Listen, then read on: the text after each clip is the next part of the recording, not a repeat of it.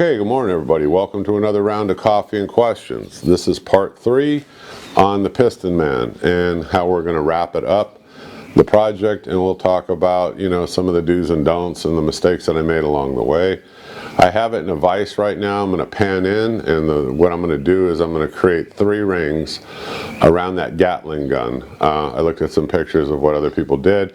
It seems to be a pretty cool looking thing, so the way I'm going to do it is I'm going to tack weld 1/4-inch rod on there, and then I'm going to heat it and I'm going to bend it around the barrels, and then I'll finish welding it. So the seam I'll put on the underneath side on all 3 rings, and then we'll stop, we'll talk about it, and then we'll start to wrap this up, and I'll do a couple other little things.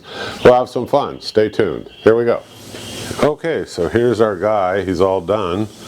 I'll put the 3 rings here around that Gatling gun, and I went ahead and I touched up everything with that flap wheel, and then I wiped it down with acetone. Looks okay. I thought we'd give it a coat of some kind of heat-proof paint or some kind of paint I got laying around. I've got, different colors and different things, charcoal gray and speckled charcoal and all these different colors. So we'll take a look here in a second, figure it out. All right, everybody. Well, we went ahead and I finished up that project, and I'm going to pan around and show it to you. We'll have a little bit of a discussion about it. It was interesting. It was fun. And I shot it with some of this textured engine gray colored paint that they use on engines. I had it laying around from an old project, and everything I used is just stuff that I had laying around, and let it turn out the best that it can. So let me pan around, I'll show you the project, and I'll answer some questions. Here we go. Okay, here it is on the workbench. I'm going to pan down a little bit, pan up a little bit. Let me zoom in on his face. Okay, I zoomed in on his face. I didn't have a bullet like you see in a lot of them, a bullet casing. So Justin brought down some spark plugs. I just use a spark plug. I put a little bit of that JB Weld, that 6-minute JB Weld on there. It sets up incredibly fast. Like I said, it'll take time to cure. And so what JB Weld did I use? Here, let me show you. Okay, right here are the 2 tubes. It's the hardener and the resin. Mixes, like I told you, like epoxy. It sets up fine. Let me switch back. Let me show you the Skull machine gun guy, or the Gatling gun guy, and I'll answer some questions.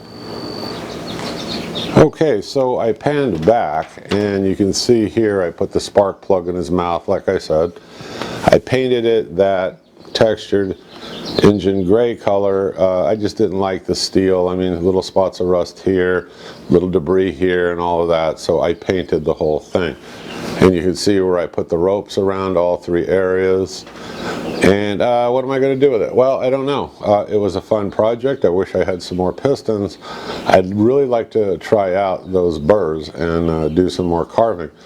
They went through it like, wow, I was really surprised over the difference in the burrs. So a little bit of a learning curve for me, because like I said, I was using the wrong ones. Let's see. Let me see if there's any questions here I can answer for you before we wrap this up. Okay, so let's do some questions and answers. I got a couple out for the forum, and just some generalized questions. What kind of paint did I use? I just used the paint that I had laying around. Like I said, it was a textured, I don't know, engine gray looking color, and it just looked better. What would I do next is I'll shoot clear over it. Now, I haven't picked out the clear yet. It doesn't have to be anything fancy. That's just what I do. You don't have to do it. It won't change the look of this project, though. So you'll see both on the right and the left the completed project, but that's the only thing left that I would do to this. What size wire did I use? 030. It was what was in the machine.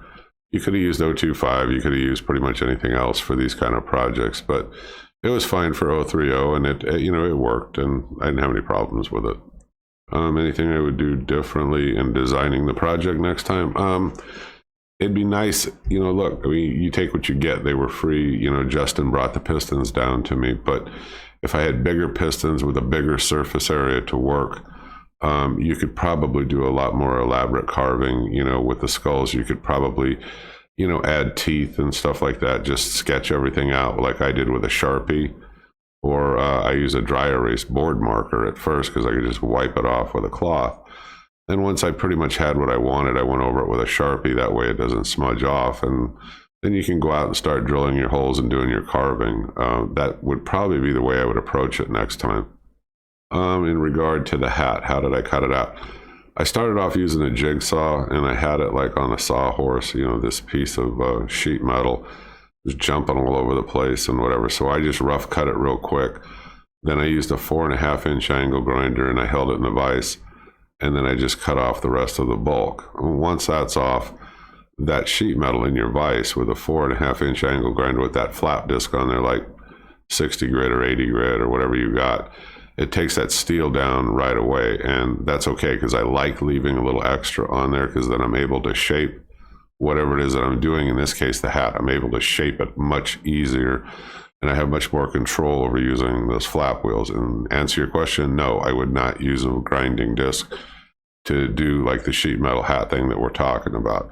Flap wheels, you're going to be much more satisfied over the control that you have using it. So, you know, if I were you, I'll drop the link again below. These zirconias that I buy, I'm kind of a loyal person to this guy. I've bought them several times or more now. I mean, from him, they're great discs. They have good longevity. They stay sharp. And I mean, they will take this steel down real fast. And like I said, you just got so much more control over shaping it. Where do I get my material? Okay, if you're talking about like the steel itself, I go to a steel supplier. Like I said in my past videos, it's just a lot cheaper to deal with the steel supplier. Now, if you're talking about the horseshoes and railroad spikes, different story. Okay, now you can buy those off eBay. Sometimes you'll find them on Craigslist. There's a farrier or somebody selling them, or you can contact me. And like for people that are subscribers and stuff like that, I give them a little bit of a discount, and it ships USPS. Nothing I can do about the shipping. And usually if you search eBay, I think you'll find them for $1, $1.10 each. I don't know, somewhere in there. And you can buy, I think, 25, 50, 100. I don't know. You know, you have to take a look and see. But you can get them on there as well. And they'll come all rusted with nails in them and stuff like that. And you can easily use that cutoff wheel. You can cut the nails off. They'll fall off. You can clean them up with a wire wheel and a bench grinder, and, you know, create a stack of them, and bingo, there you go.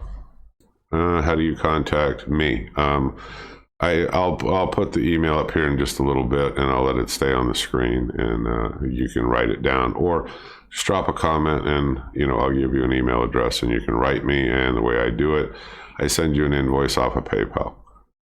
Okay, next questions, anybody? Here's an interesting twist to the story. I had somebody stop by today while I was goofing around and working. I mean, the mailman, all these people stop by. They want to chit chat, see what I'm up to. Hey, what are you working on today? You know, what are you doing?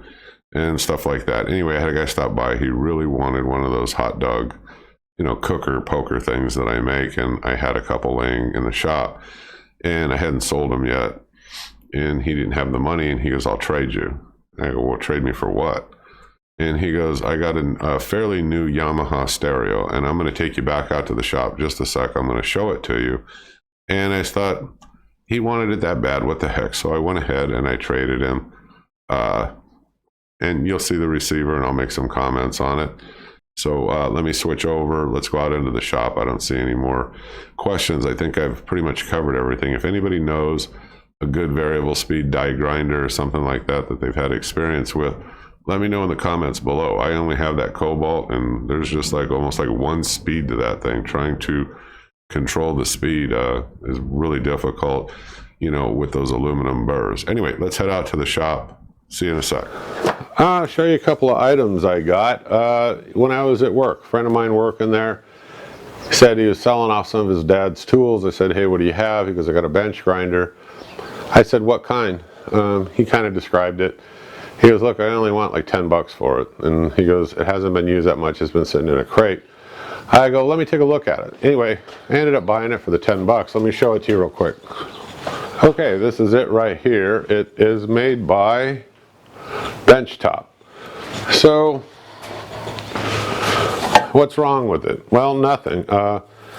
It is fairly new. I can tell by looking at the wheels and taking a look at it. There's not much use on this thing.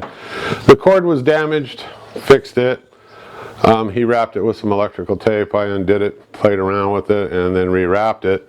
Works totally fine. I'll use it for something. I don't have an immediate use, but for 10 bucks, how can you go wrong? Now let me show you one more item I got. Okay, besides the bench grinder, I traded somebody one of those hot dog cookers for this Yamaha DVC6860, whatever, that's the model. It comes with a remote, gives me the cords, it works, there's just no speakers. Do I need it? No. Am I going to use it? Probably not. I don't play a lot of music when I'm out, you know, working in the shop, because I'm listening to the sounds of the machines in case, you know, something's going on. But I suppose on days where I'm doing finish work or something, it'll come in real handy. Well, he wanted the hot dog cooker real bad. He didn't have the money to pay me, you know, and I'm like, okay, well, you got anything you want to trade? And he's like, hey, I'll trade you this Yamaha stereo for it. And I'm like, okay, what the heck?